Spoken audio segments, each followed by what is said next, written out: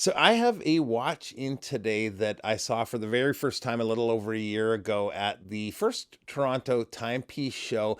And I finally have it in for some quality time. This ticks just about every box that I want to see in a watch, at least for me personally. I love a tooly, tough watch and a watch that looks cool at the same time, too. This does all of that. The watch is the Milgraph from Micromilspec, and this thing is just awesome. Huge thanks to the folks over at Micromilspec for the opportunity to get some time with the watch. So let's get to it and check it out. All right. Now, this was up for an award at the Timepiece World Awards here in Toronto. And since it was in town, I was able to get some time with it for a few weeks. By the time you see this, I'll actually have in three more of their watches. And so, not sure if I'll do all three in one video or split it up, but they're all very cool watches too.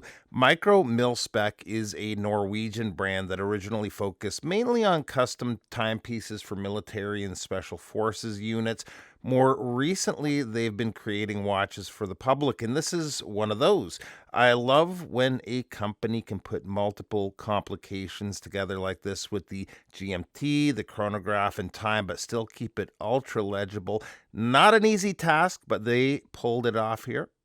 So I think we'll start with a little tour around the dial. And first of all, on the left is the logo with Micromilspec Milgraph, the water resistance, and the number 000. The 000 denotes the fact that this is a prototype.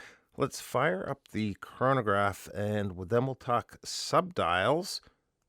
Left-hand drive, so a bit of an adjustment with that. But for the subdials, up at the top is the hours counter for the chronograph. At the 3 is a slightly smaller subdial with the running seconds.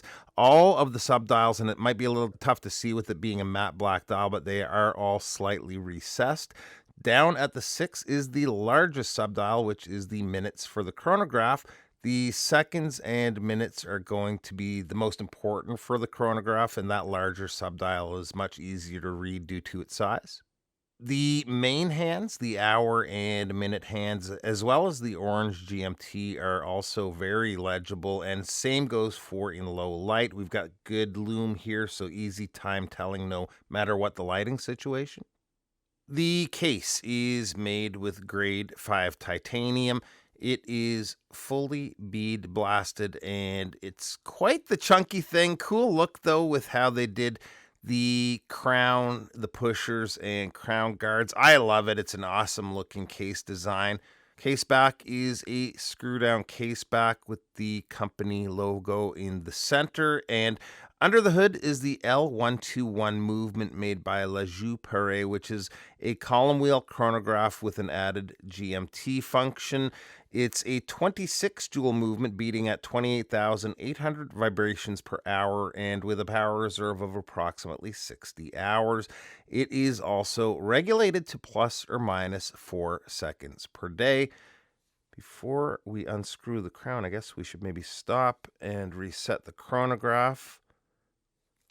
The crown, just to make my life easier, I'm going to flip this over, but we'll unscrew the crown here. You can see that they have that little red area that lets you know it is unscrewed.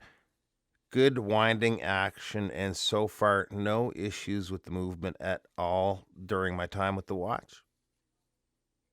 The bezel is their quad grip bezel, which has these 4 indentations on the top side of the bezel.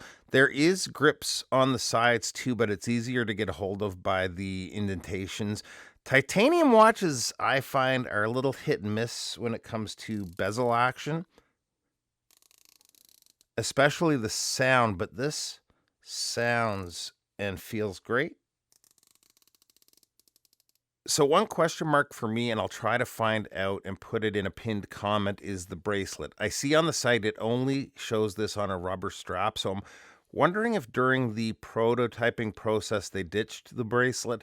If so, they should bring it back. It does look good on the strap, but having both would be nice.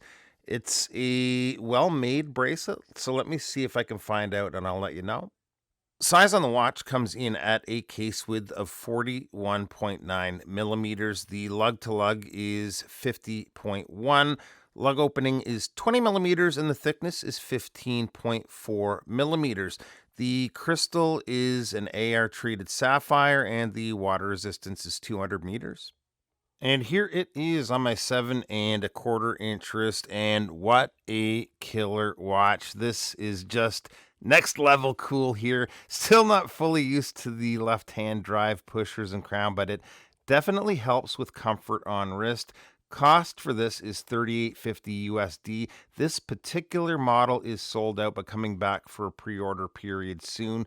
There's a white version currently available, but best bet is to go to the product page for this, and there's a field to sign up for notifications when this is available next. Link to their site will be below. Appreciate you taking a few minutes to stop by, and we'll see you real soon. Bye-bye.